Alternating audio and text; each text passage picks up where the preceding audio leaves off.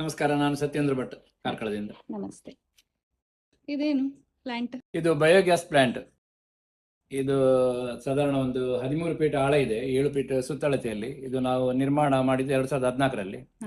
ಇದ್ರ ಗ್ಯಾಸ್ ಹೇಗೆ ಉತ್ಪತ್ತಿ ಆಗ್ತದೆ ಇದರಿಂದ? ಇದರಲ್ಲಿ ಗ್ಯಾಸ್ ಅಂದ್ರೆ ನಾವು ದನದ ಸಗಣಿ ಮತ್ತೆ ದನದ ಮೂತ್ರ ಇದಕ್ಕೆ ಹೋಗ್ತದೆ ಪ್ಲಾಂಟಿಗೆ, ಮತ್ತೆ ಮನುಷ್ಯಂದು ಮಲಮೂತ್ರ ಸಮೇತ ಇದಕ್ಕೆ ಪ್ಲಾಂಟಿಗೆ ಹೋಗ್ತದೆ. ನಾನು ಹೆಸರಿಟ್ಟದ್ದು ಇದಕ್ಕೆ ಜನಧನ ಅಂತೇಳಿ.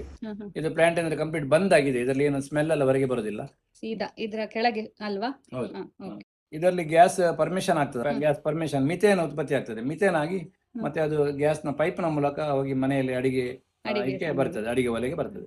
ಇದೆಷ್ಟು ವೆಚ್ಚ ಆಯ್ತು ನಿಮ್ಗೆ ಮಾಡಿ? ಇದಕ್ಕೆ 2014ರಲ್ಲಿ ನಮಗೆ ಸಾಮಾನ್ಯ 1 ಲಕ್ಷ ರೂಪಾಯಿವರೆಗೆ ಆಗಿದೆ.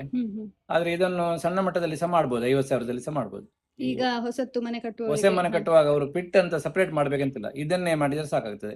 ಯಾಕಂದ್ರೆ ಇದರಲ್ಲಿ ಅವರಿಗೆ ಗ್ಯಾಸ್ ಉತ್ಪಾದನೆಯೂ ಆಗ್ತದೆ, ಅದರಿಂದ ಅವರ ತೋಟಕ್ಕೆ ಬೇಕಾದ ಸ್ಲರಿ ಎಲ್ಲ ಇದರಲ್ಲೇ ಮಾಡ್ಲಿಕ್ಕೆ ಟಾಯ್ಲೆಟ್ ಪಿಟ್ ಹೇಗೂ ಮಾಡಿಸ್ಬೇಕು, ಅದೇ ಖರ್ಚಿನ ಆಗ್ತದೆ, ಕಡಿಮೆ ವೆಚ್ಚದಲ್ಲಿ. ಈ ಪ್ಲಾಂಟ್ಗೆ ಮನುಷ್ಯನ ತ್ಯಾಜ್ಯ ಹಾಗೂ ದನದ ಸೆಗಣಿಯು ಹೇಗೆ ಪಾಸ್ ಆಗುತ್ತೆ ಅನ್ನೋದನ್ನ ನೋಡೋಣ ಬನ್ನಿ.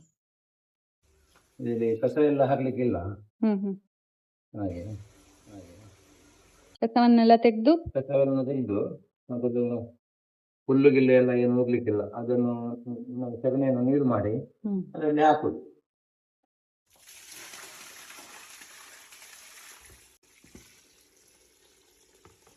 ಇಲ್ಲಿಂದ ಇದು ಬಯೋಗ್ಯಾಸ್ ಪ್ಲಾಂಟ್ಗೆ ಹೋಗ್ತದೆ. ಪ್ಲಾಂಟಿಗೆ ಹೋದ ನಂತರ ಅಲ್ಲಿ ಗ್ಯಾಸ್ ಪರ್ಮಿಷನ್ ಆಗ್ತದೆ. ಗ್ಯಾಸ್ ಪರ್ಮಿಷನ್ ಆದ ನಂತರ ಮತ್ತೆ ಗ್ಯಾಸ್ ಬಿಡುಗಡೆ ಆಗ್ತದೆ, ಮಿಥೇನ್. ಅದು ಪೈಪ್ ಮೂಲಕ ಮನೆ ಅಡಿಗೆ ಕೋಣೆಗೆ ಹೋಗ್ತದೆ, ಅಲ್ಲಿ ಒಲೆಗೆ ಬರ್ತದೆ, ಬೆಂಕಿ ಬರ್ತದೆ ಅಲ್ಲಿ. ಹಾಗೆ ಈಗ ಮನುಷ್ಯನ ತ್ಯಾಜ್ಯ ಎಲ್ಲ ಬರುದು, ಮನುಷ್ಯನ ತ್ಯಾಜ್ಯ ಎಲ್ಲ ಆಟೋಮೆಟಿಕ್ ಆಗಿ ಅದು ಟಾಯ್ಲೆಟ್ ಇಂದ ಗುಂಡಿಯಿಂದ ಸೀದಾ ಪ್ಲಾಂಟಿಗೆ ಹೋಗ್ತದೆ ಆಟೋಮೆಟಿಕ್. ಅದಕ್ಕೆ ಮುಟ್ಟಿಕ್ಕಿಲ್ಲ, ಅದು ಹೋಗ್ತಾ ಇರ್ತದೆ. ಕಿಚನ್ ವೇಸ್ಟ್ ಹಾಕ್ಬೋದು. ಕಿಚನ್ ವೇಸ್ಟ್ ಹಾಕುವಾಗ ಅದನ್ನು ಬೇರೆ ಬಾಲ್ದಿಯಲ್ಲಿ ಹಾಕಿ ಕೊಳೆಸಿ ಒಂದು 10-15 ದಿವಸ ಹಾಕಿ ಮತ್ತೆ ನಂತರ ಅದನ್ನು ಹಾಕಬೇಕು, ಅವಾಗ ಮತ್ತೆ ಗ್ಯಾಸ್ ಜಾಸ್ತಿ ಬರ್ತದೆ. ಇದು ಈಗ ಬೆಂಕಿ ನಿಮಗೆ ಕಾಣ್ತದಲ್ಲ, ಇದರಲ್ಲಿ LPG ಗ್ಯಾಸ್ಗಿಂತ ಸಹ ಪ್ರಬಲವಾಗಿ ಇದರಲ್ಲಿ ಬೆಂಕಿ ಬರ್ತದೆ, ಭಾರಿ ಖಾರವಾಗಿರ್ತದೆ. ಬೆಳಿಗ್ಗೆಯಿಂದ ನಮ್ಗೆ ರಾತ್ರಿವರೆಗೆ ಸಹ ಅಡಿಗೆ ಎಲ್ಲ ಇದರಲ್ಲಿ ಆಗ್ತದೆ. ನಾವು ಮನೇಲಿ 10 ಮಂದಿ ಇದ್ದೇವೆ. ಇದೇನು ತೊಟ್ಟಿ ಮಾವ? ಇದು ನೀರಿನ ಇದು ವೇಸ್ಟ್ ನೀರುಂಟಲ್ಲ, ಸ್ಲರಿ.